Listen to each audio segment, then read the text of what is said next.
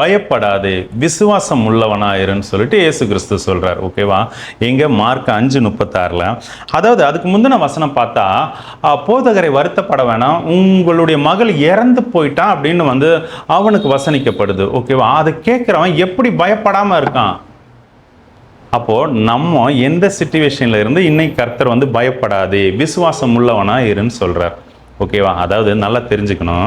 அவர் சொல்ற வார்த்தையை பாருங்க, பயப்படாதே, விசுவாசம் உள்ளவனாயிரு. அப்போ விசுவாசம் உள்ளவனா இருந்தா பயம் அவனுக்கு வராது. அவன் ஏன் விசுவாசிக்கணும்? கூட இருக்கிறது கர்த்தரா இருக்க கிறிஸ்து இயேசு. ஹல்லேலூயா.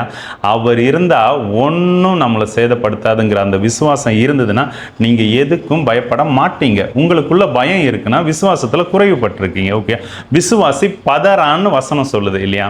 நமக்கு ஏன் இந்த பதட்டம், சஞ்சலம், ஃபியூச்சரை குறித்து கவலை, நடக்கிற விஷயங்களை குறித்து கவலை, வீட்டில் இன்னைக்கு என்ன ஆகுமோ, இது என்ன முடியுமோ, இந்த மாதிரி கவலைகள்லாம் ஏன்? விசுவாச குறைவுனால தான்.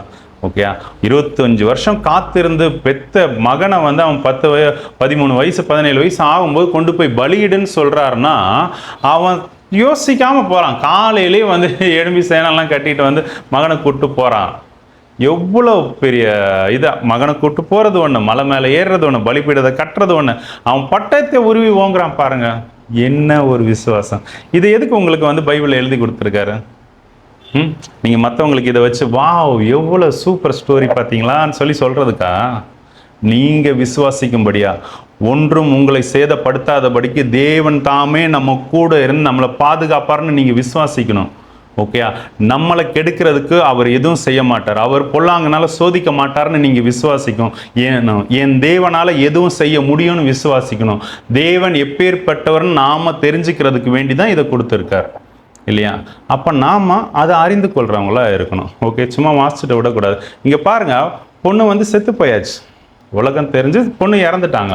வந்து சொன்னோடனே அவர் சொல்கிறார், பயப்படாதே, விசுவாசம் உள்ளவனா இருன்ட்டு. அவன் விசுவாசிச்சான். ஓகே, எனக்கு கூட இருக்கிறது கிறிஸ்து இயேசு, அதுக்குண்டான மகிமையும் பார்த்தான். அந்த பொண்ணு உயிரோட வந்துச்சா? பின்னாடி வசனத்தில் நீங்கள் பொறுமையாக உட்காந்து வாசிங்களேன். சரியா? பொண்ணு உயிரோட வந்துச்சா? எதனால்? அவன் விசுவாசிச்சான். என்ன விசுவாசம்? ஏசப்பா என் கூட இருக்கார், அவர் சொன்ன வாக்கு ஜீவன் உள்ளது. ஓகே, இந்த வசனங்கள் உங்களுக்கு புறப்பட்டு வந்திருந்ததுன்னா அது ஒவ்வொன்றுமே வந்து அது வந்து உயிருள்ள வார்த்தை. உங்ககிட்ட சொன்னதை செஞ்சு முடிக்காம உங்களை வந்து அவர் விட்டு போகவே மாட்டார் இல்லையா? நான் உனக்கு சொன்னதை செய்து முடிக்கிற வரைக்கும் நான் உங்க கூட தானே இருப்பேன்னு சொல்லியிருப்பார் இல்லையா?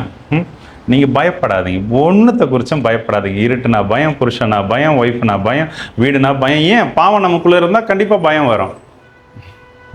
என்னடா இப்படி சொல்லிட்டாருன்னா உண்மையாக தான் சொல்லணும். பாவம் நமக்குள்ளே இருந்தால் பயம் ஆளுகை செய்யும்.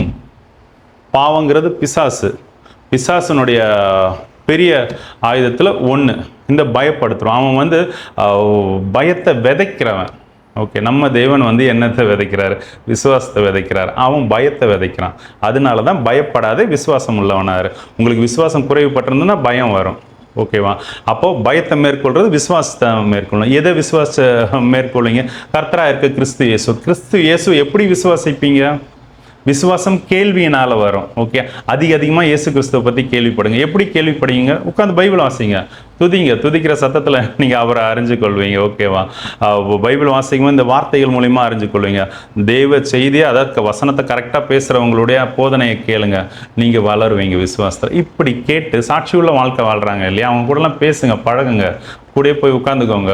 ஓகே, என்ன செய்கிறாங்க, என்ன பார்க்குறாங்க, என்ன பேசுகிறாங்கன்னு சொல்லி அது கற்றுக்கொள்ளுங்க. ஓகே, இயேசு கிறிஸ்து கூட ஏன் எல்லாரும் அத்தனை பேர் போகிறாங்க? போனால் சாப்பாடு கிடைக்கும்னா இல்லை, அவங்க கவனிக்கிறவங்கள, அவர் என்ன பண்ணுறாரு, என்ன பேசுகிற கூடயே இருந்து கவனிக்கிறதுக்கு போகிறாங்க. ஓகே, அதில் இடர்னவங்க நிறைய பேர் இருக்காங்க. நீங்கள் அப்படி இடராதீங்க. என்னடா இந்த பிரதர் சொன்னார்னு சொல்லிட்டு வந்து பாஸ்டர் வீட்டில் போய் உட்காந்துடாதீங்க. ஓகே, கற்றுக்கொள்கிற இருதயத்தோட நீங்கள் தேவ சமூகத்தில் காத்துருங்க. அவர் கற்றுக் கொடுத்துக்கிட்டே இருப்பார், உங்களை உருவாக்கிட்டே இருப்பார். ஓகே, சோதனைகளை கொஞ்சம் சகிக்க ட்ரை பண்ணுங்கள். அந்த சோதனை முடியும் போது நீங்கள் பொண்ணாக விளங்குவீங்க. ஹல்லேலூயா. கண்டிப்பாக இந்த வார்த்தைகள் மூலிமா உங்கள் கூட கர்த்தர் பேசியிருப்பார். விசுவாசிங்க. விசுவாசிங்கன்னா பயம் இருக்காது. எப்படி விசுவாசிக்கிறதுன்னு உட்காந்து ஆராய்ங்க. இந்த விசுவாசம், அதாவது அதுக்குன்னு உடனே வந்து அழுதுட்டு போய் ஜெபம் பண்ணாதீங்க. நான் வந்து அற்ப விசுவாசியாக இருக்கேன், கொஞ்சம் விசுவாசம் இருக்குது, விசுவாசத்தில் வளர்றேன். உட்காந்து தியானிங்க, தியானத்தில் இருங்க. ஓகே, இது சஞ்சரிக்கிற காலம்.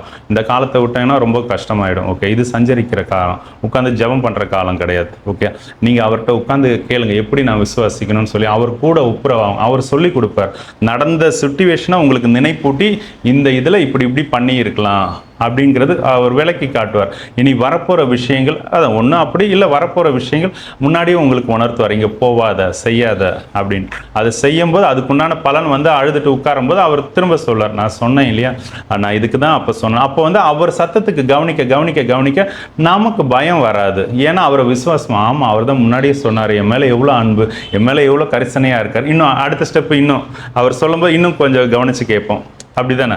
அப்போ அவரை விசுவாசிங்க. விசுவாசம் கேள்வினால் வரும். அதிகமாக விசுவாசிக்கும் போது உங்கள்கிட்ட இருக்க பயம் போயிடும். ஒரு நாள் பார்க்கும்போது எதுக்கும் பயப்படாமல் கோலியாத்து முன்னாடி போய் நிற்பீங்க. எரிகோ ஆனாலும் போய் நிற்பீங்க, செங்கடல் ஆனாலும் போய் நிற்பீங்க, யோர்தான் பிரவாகித்து வந்தாலும் நீங்கள் உடன்படிக்கை பெட்டியோட போய் நிற்பீங்க நடுவில். சரியா? ஒன்றும் உங்களை சேதப்படுத்தாது. நீங்கள் கிறிஸ்து இயேசு விசுவாசித்து கர்த்தருக்குள்ளே நீங்கள் இருந்தீங்கன்னா கர்த்தர் தாமே உங்களை ஆசீர்வதிப்பாங்க. Thank you. God bless you all.